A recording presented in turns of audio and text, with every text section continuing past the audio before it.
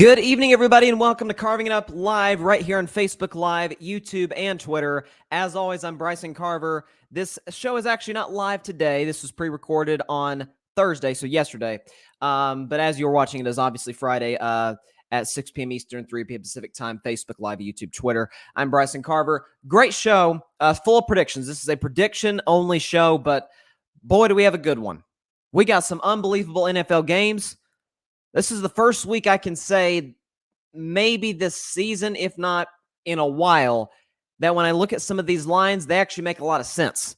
Okay, so by the way, I do not know, as I'm recording this, the result of the Patriots-Falcons game. By now, I probably should have posted a video on social media, just pretty much giving my reaction to that. So if you're coming here for that, not going to give it to you because I don't know. I have no idea what happened, but it was it should be, my reaction should be on social media. So go over there and check that out. But if you're here for predictions, you've come to the right place because we got some good ones, some great lines. I already did my If I Were a Betting Man segment. I did that for yesterday's show, Patriots Falcons. I said Falcons +7. And again, like I said, I don't know if I'm right. But again, we'll see. Well, y'all know what happened. I don't. But I will have my upset of the week as well as some incredible football games, some great matchups, some possible playoff previews. I mean, it's going to be fun. So without further ado, let's go and get this thing started talking about the Indianapolis Colts going to Buffalo to take on the Bills. The Bills are favored in this game -7 at home. When I look at this one, the Colts have lost one. The Colts have won their last 2 games. Now, albeit it's not like they were over, impressive opponents. Last week against Jacksonville was a 6-point game. Like Jacksonville kind of made a rally at the end. Carson Wentz was making wild, kind of out of control throws all over the place, and he tends to do that. And then the week prior, congratulations, you beat the New York Jets. We ought to give you a star for doing that.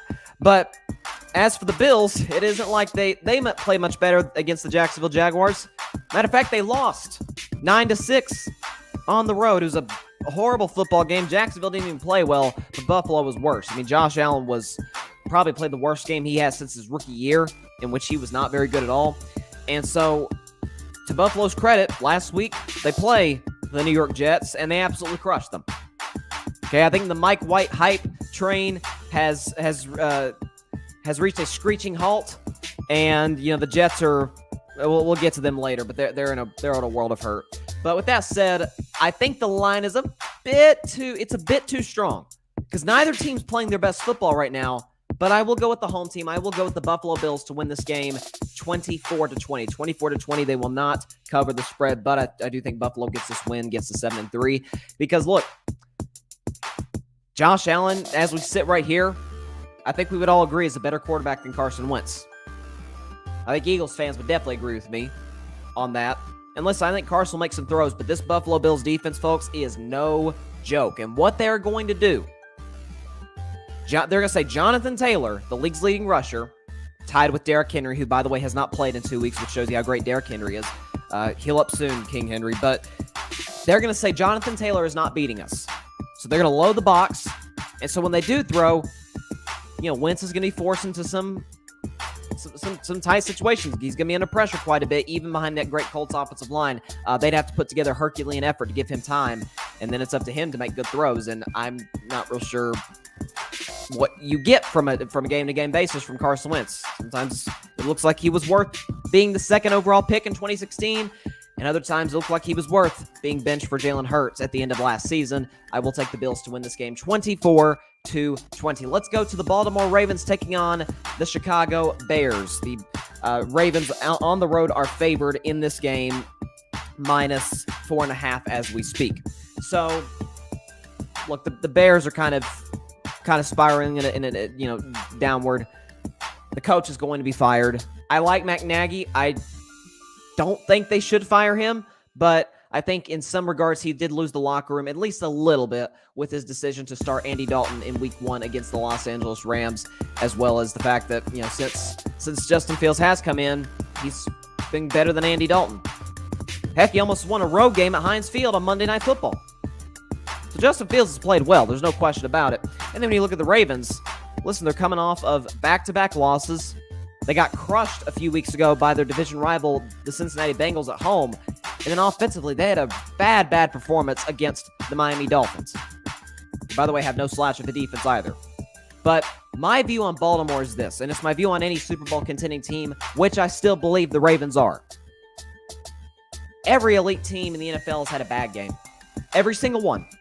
Arizona, Dallas, Tampa's had a couple. The Rams have had a couple, if not three. The Titans lost to the Jets? What? And the Ravens have had back-to-back not great performances. It happens. But I think this is the week they get back on track. They've had 10 days to prepare for Chicago. I think they go on the road and they cover the spread and they win this game 31-19. Yes, the weakness of the Ravens is their secondary. But at the same time, do I trust Chicago's receivers? Do I trust Chicago's offensive line to even give Justin Fields enough time to get the ball down the field?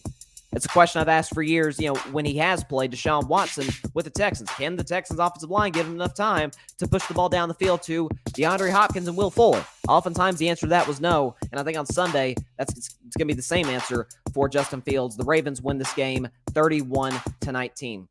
I don't like spending a ton of time on bad teams, and so that will not change. You've got the 0-8-1 Detroit Lions taking on the Cleveland Browns. Now, obviously, Cleveland is not the bad team in here. They just have a below-average quarterback, but that's another discussion for another day. Cleveland's the way better roster. They have a way better coach. They're at home. They're favored minus 11.5. There's a reason for that. So with that said, this is an easy one, folks. The Browns are going to win this game easily, 27-14. They're going to run the ball down the Lions' throats. Baker's not going to be put in positions where he has to win the game, because if he is, it usually results in an L for the Browns. But again, that's another conversation for another day. And to unfortunately continue to beat the proverbial dead horse, Jared Goff will now be, I believe it would be 0-16-1 without Sean McVay. Let's move on to a bad team taking on a Super Bowl contending team. A bad team taking on a team that is tied for the best record in the whole NFL. The Houston Texans against their division rival, the Tennessee Titans. Tennessee, I'm surprised they're not favored by more. They're favored by -10. It hasn't been discussed enough, but the Titans have the most impressive resume of any of the championship contending teams in the National Football League, and it's really not close. They lost to the Jets in Week 4, as I mentioned when I was talking about the Ravens, right? They lost to the Jets in an overtime game. And it's like, wait, how did they, what happened? Well, since then, they haven't lost. Not only have they not lost, they've won 6 straight games against playoff teams from last year. Just think about that. 6 wins against teams that made the playoffs in 2020. This is why I didn't have the Titans making the playoffs this year. I had this team at 8-9. They've already gotten to 8 wins, and they look like the class of the AFC. But I had 2 reasons I wasn't high on Tennessee this year. One, I thought they were too Derrick Henry reliant, which he's great, but maybe they're not. I mean, they're still playing well even without him. As great as he is, best running back in football, they're still playing well without him. Number 2, I was concerned about their defense. Their defense has completely flipped. It's done a complete 180 from a season ago, and that comes with having a great defensive coach like Mike Vrabel. The third concern was Arthur Smith, offensive coordinator, gone to Atlanta to be their new head coach. And then the fourth is, I was like, dang, their schedule is brutal. They've answered every single question that I've had with a positive answer. And so with that said, again, I don't want to spend too much time on Houston. They're a dumpster fire organization, and you'll see that on Sunday. Titans win this game easily. They cover the spread easily, 34-16. And I'll honestly be surprised if the Texans get to 16, but I just want to be nice to Houston right now. I don't want to be mean or anything like that. Let's go to another division rivalry, but in the opposite conference. The Green Bay Packers, who are also tied with the Titans for the best record in the NFL, take on the Minnesota Vikings in Minneapolis. Now, Minnesota's coming off a big season-saving, really, road win over the Los Angeles Chargers last week at SoFi Stadium. So they're right in the thick of it in the wild card picture. They're a half a game out of that last spot behind Carolina. And then you look at the Packers. who are playing exceptional football right now. The biggest surprise to me from the Green Bay Packers is not Aaron Rodgers, who's not having the season he did last year, but the guy's still playing pretty darn well. Devontae Adams is still arguably the best receiver in football. Yes, they're going to miss Aaron Jones. Did you see A.J. Dillon last week run all over Seattle? Like A.J. Dillon even had a big game last year against Tennessee.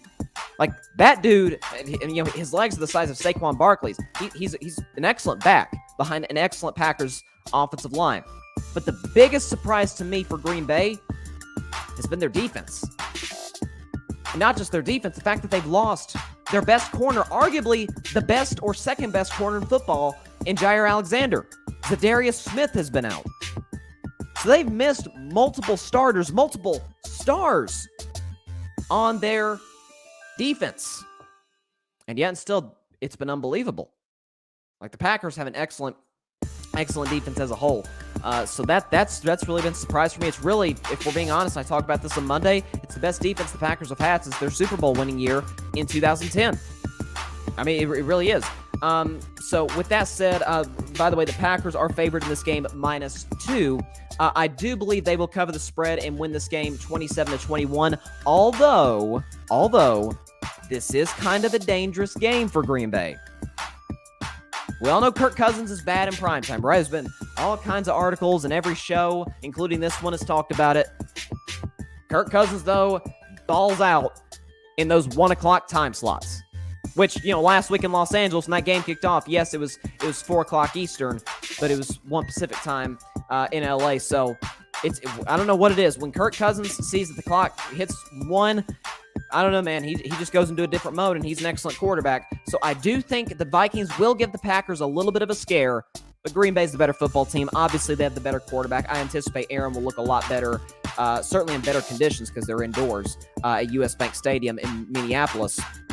But also, he's going to work off a little bit of his rust from last week after having COVID. So I'll have the Packers winning this game and covering the spread 27-21. Let's go to yet another division rivalry. Let's go right back to the AFC. You got the Miami Dolphins taking on the New York Jets. There's virtually no playoff implications with this game other than like some possible tiebreakers down the road, which, but nobody's going to really remember this unless it's... Anyways. But look, to Miami's credit, they've won their last 2 games. Yeah, they beat Houston. That's not really anything to have a parade about. But the very next week, actually on a short week, they beat Baltimore. Now, some of that was just Baltimore wasn't ready to go. But Jacoby Brissett comes in, plays okay. He gets hurt, unfortunately. Then Tua comes in, hits the long ball. Miami scores the game-clinching touchdown, and Tua played well. Tua's played better this year. I feel like it's been an underreported story, but Tua's been better this year than he was last year, even despite the Dolphins' record. So whatever Miami does, I still truly believe they're going to try and go get Deshaun Watson, depending on the legal issue. Wouldn't shock me at all. But I will say this. Tua's been good. He's played well.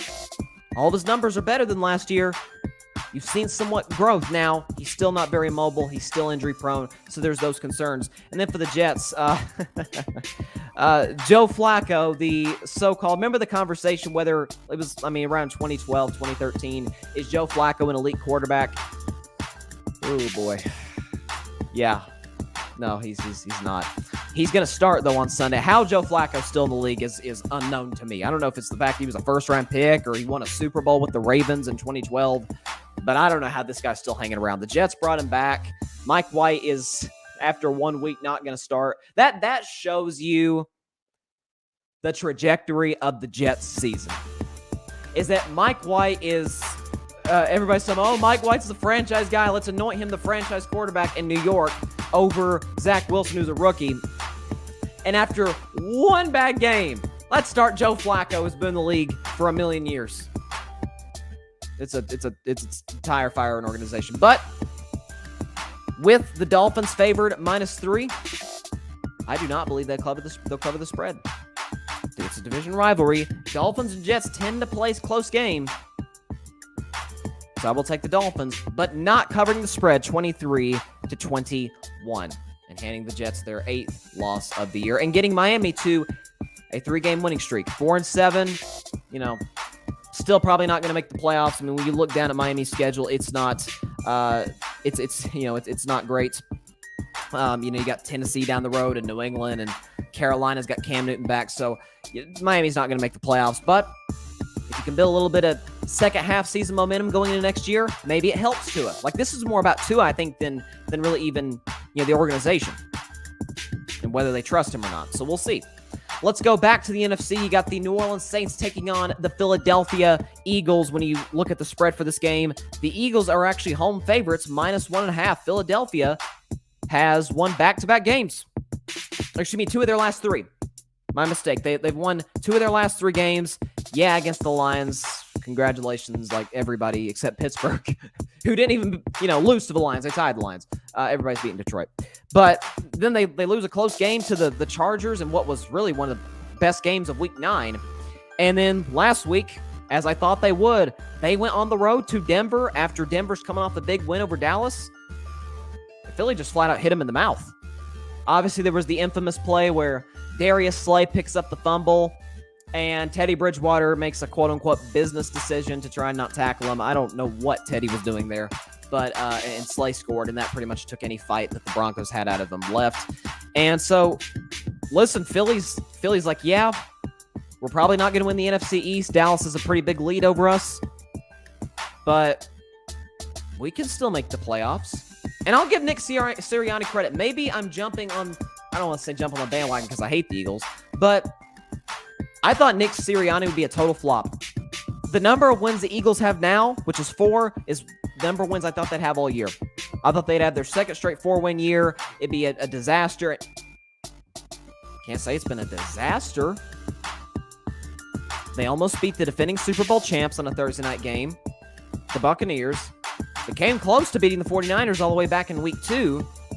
And, of course, it took a game-winning field goal by the Chargers, which, by the way, we don't say that much. A game-winning field goal by the Chargers. You guys who know special teams, know what I'm talking about. But to their credit, they hung in there. And so I think being at home where they've been really good this year, I think, let's put up the score right now. I think the Eagles win this game and cover the spread.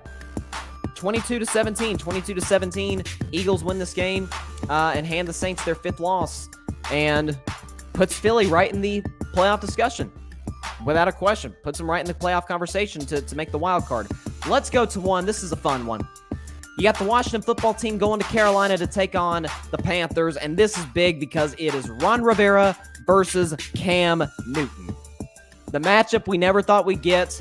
But oh baby, we're getting it. Ron Rivera, the head coach of the Washington football team, taking on Cam Newton. Obviously, they won a lot of games together for a decade or so, and even made a Super Bowl back in 2015, which, of course, they lost to the Denver Broncos. But Rivera's done a good job in Washington, despite that dumpster fire of an organization that they have with a terrible owner. But I've ranted enough about him. I don't want to discuss him too much. But then you got Cam Newton, who we're like, is he done? Like, is that how his career ends? Because he made a poor decision not to get vaccinated, he gets cut by New England. We're like, dang, that's how it ends? And then a month ago, he's like, yeah, I'm vaccinated. I got the vaccine. Of course, we know he did now.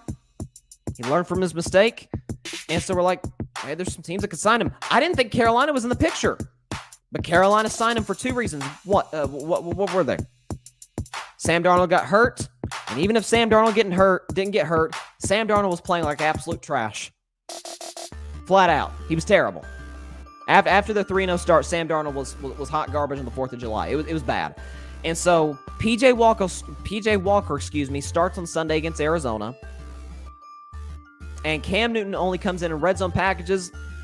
His first 2 plays back, he runs for a touchdown and then yells, "I'm back."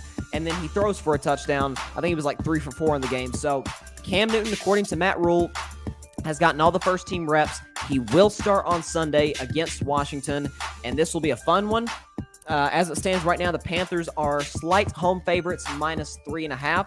And so with that said, I think it's going to be a great game. I really do. And I think the Panthers are going to win it. Cam Newton will get his, I don't want to say revenge, because it's not like Rivera never liked him. But listen, Washington had opportunities to get Cam. They did. So I'm going to take the Panthers to win this game 28-24. Panthers. They do barely cover the spread, and Cam Newton plays well in his first start in over a year. So it'll be fun. It'll be fun. Panthers win it and get to 6-5, right in the thick of the wild card race. You got now another team that's in the thick of the wild card race after a dominant home win on Monday Night Football over a team we consider is a Super Bowl contender in the Rams. You got the 49ers going to Jacksonville to take on the Jaguars. Jacksonville's a bad football team that's been established. You've watched them. I've watched them. They're terrible. They got a long ways to go. I'm not bailing on Urban Meyer. I'm definitely not bailing on Trevor Lawrence. He's a rookie. Every rookie would struggle with this team. Every single rookie. I don't care if you're Peyton Manning. I don't care if you're Dan Marino. I don't care who you are. Every single rookie that's ever played in the NFL would struggle with this team. And even at times, Trevor Lawrence has made some, okay, that's a good throw. That's an NFL throw. Give him time. Give Jacksonville time. But right now, they got a ways to go. So I think with that being said, the Niners, by the way, are 6-point road favorites. And so I'm going to take them to win this game quite easily, 34-17. They even the record up, 5-5. Jimmy G plays well once again. And for the moment, he's the guy in San Francisco for the moment. And then they'll probably lose a game 2-3 weeks down the road, and then people talking about Trey Lance. That's kind of my concerns with San Francisco, but none of those concerns will be anything to worry about on Sunday playing a rebuilding Jacksonville team. So the 49ers will win this one by 17, 34-17. Let's go to the Cincinnati Bengals taking on the Las Vegas Raiders. Cincinnati on the road is favored -1. And so when you look at Vegas, has any team in the NFL dealt with more adversity than the Raiders? That's a rhetorical question because the answer is an obvious no. You obviously have the scandal with Gruden. You have the tragedy with Henry Ruggs. You have Damon Arnett, who gets cut for just sheer stupidity. And so you're like, man, this team can't catch a break with all the field stuff. Well, it reared its ugly head against the Giants. And then against Kansas City, they got absolutely crushed by Pat Mahomes and company on Sunday Night Football, 41-14. And so at home against a Cincinnati Bengals team that's coming off of a bye. Now, the Bengals are coming off back-to-back losses to the Jets in the Mike White game, what will be dubbed the Mike White game for forever. And they got walloped by the Browns at home. Joe Burrow seems like a guy to me that's driven, focused, keeps the main thing. And when you have that in a franchise quarterback, you can go a long ways. And so with that said, I think the Bengals absolutely cover the spread. There's too many issues in the Raiders organization for me to even trust them right now. I got the Bengals winning this game, getting their season back on track, 35-21, and getting their record to 6-4 and lowering the Raiders down to 500. It is now time, ladies and gentlemen, for the upset of the week. Upset of the week, the second straight season that we have done this. You've got the Arizona Cardinals taking on the Seattle Seahawks. Arizona on the road is favored -2.5. I know a lot of people are kind of burying Seattle, and I'm not saying they're going to make the playoffs because I don't think they will. But what's the movie? I know I heard my man Ryan Flowers talking about it a week or so ago. Any Given Sunday, Jamie Foxx, Al Pacino. Any Given Sunday, man. You got Russell Wilson shaking off some of the rust. Seattle is at home. And remember, what's kind of been the theme of injured quarterbacks this season? Even star quarterbacks, superstar quarterbacks. They come back off an injury or off COVID. They didn't practice, and you can tell. Dak Prescott comes back against the Broncos. You're like, dang, has he ever played football before? What was this? He was terrible. Last week, he had two guys in the same game. Russell Wilson was terrible. I get it. He played a great defense in Green Bay, but geez, some of those throws were horrible. The same could be said about Aaron Rodgers against a bad Seattle defense. He's coming off of COVID. He didn't practice all week, and you could tell he was bad. So who am I to say that Kyler Murray, who's missed the last 2 weeks due to injury, is going to come back and look like an MVP candidate? We don't know that. And so with that said, I'm going to take the Seahawks in an upset. They're at home. It's a division rivalry. We know how those games go. It's not a knock on Arizona. I still think they're a great team. I still think they're probably a borderline Super Bowl contender. But I think the Cardinals lose their third straight game. I do think it's close. I'll actually take Seattle to win on a game-winning field goal. But I got the Seahawks winning this game 27-24. I'm not going to say Russell Wilson's going to look like Russell Wilson, but it'll definitely look look better than that imposter that showed up for the Seahawks in Green Bay last week at Lambeau Field. So I'll take the Seahawks and my upset of the week. And let's go to now the game of the week. The game of the week. Maybe the game of the year. My Dallas Cowboys going on the road to take on the now red-hot Kansas City Chiefs, who look like the old Chiefs. There's a lot to dissect from this game, and it hasn't even kicked off yet. We're still another 48 hours away, more or less. When you look at Kansas City and what they've done the last 3 weeks, a very, very, very unimpressive win against the New York Giants. A week later, they score 13 at home against the Packers, the Jordan Love-led Packers. And then last week, they looked outstanding. They looked like the last 3 years prior to this one, 2018, 2019, 2020, when they looked like the best offense in football probably. Pat Mahomes looked like the best quarterback in the world. Andy Reid looked like the greatest offensive coach in the last 20 years. The defense is starting to play well as of late. But they ain't run to a team like the Dallas Cowboys now. Dak Prescott, just about every number that matters outside of touchdown passes and passing yards, he has been better than Patrick Mahomes. He has played better. I'm not saying he is better, but he has played better than Patrick Mahomes. He has been more consistent than Patrick Mahomes. He takes what the defense gives him more than Patrick Mahomes. And unlike the Chiefs, Dallas has a running game, and that's the understatement of the night. Ezekiel Elliott, Tony Pollard behind was still a great offensive line. Ty Smith is iffy for this game. We'll see. But Terrence Steele has been great as the backup left tackle. Now, you're going to have to deal with the likes of a Frank Clark and a Chris Jones. That's going to be a challenge for this offensive line. But I think they give Dak enough time. The Cowboys run the ball well. I think this is a scoring fest. I mean, I don't know, a fireworks show. That's the better word to put it. It's a fireworks show in Arrowhead. Kansas City, by the way, is favored -2.5. Screw that. The Dallas Cowboys win this game at Arrowhead Stadium 38-34. Before the season started, I had this one marked down as a loss.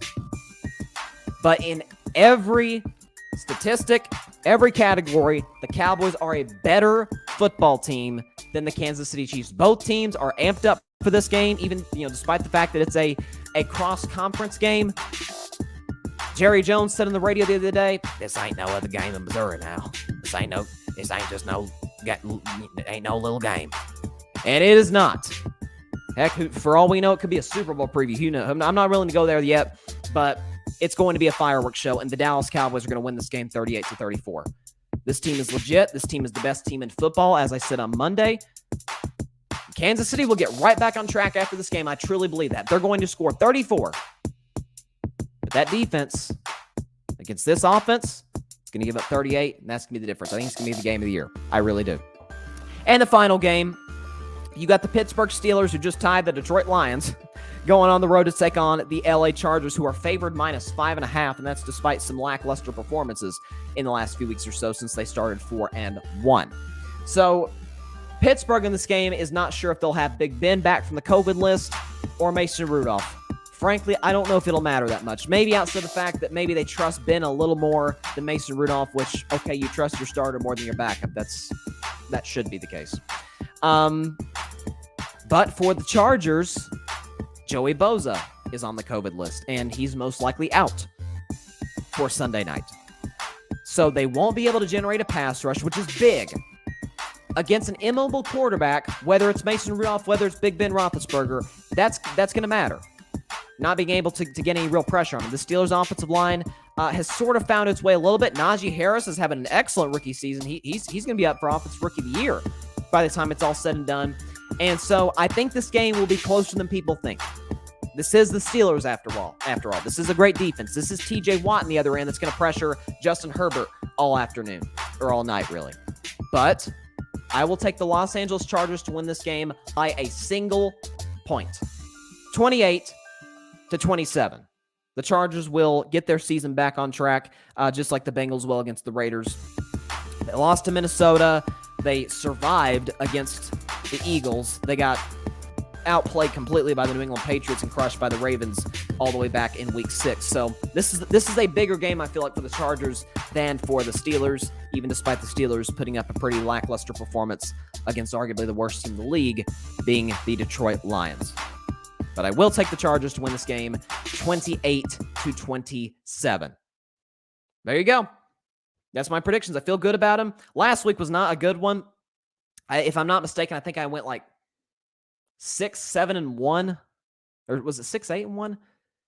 I don't know. It was a bad week. It was like my second or third straight bad week of predicting. But these, I don't know if I've ever felt better about my picks this year than my picks here. My upset of the week. I mean, the Cowboys-Chiefs game, folks, is going to be must-see TV. The America's Game of the Week on Fox. Buck, Aikman, Aaron Andrews, Tom Rinaldi's probably going to be there. I mean, it is going to be a show. I mean, heck, the NFL is the most watched product on television. It's not the most watched sporting event. It is the most watched television product on TV right now. So, listen, I cannot imagine. I can't wait to see the ratings for this game, because the storylines that are going to come out Monday, regardless of the result, are going to be epic. And I guarantee, as Charles Barkley says, guarantee you I will be leading the show off with my Cowboys taking on the Chiefs and hopefully beating the Chiefs. I cannot wait for this game. It's going to be fun.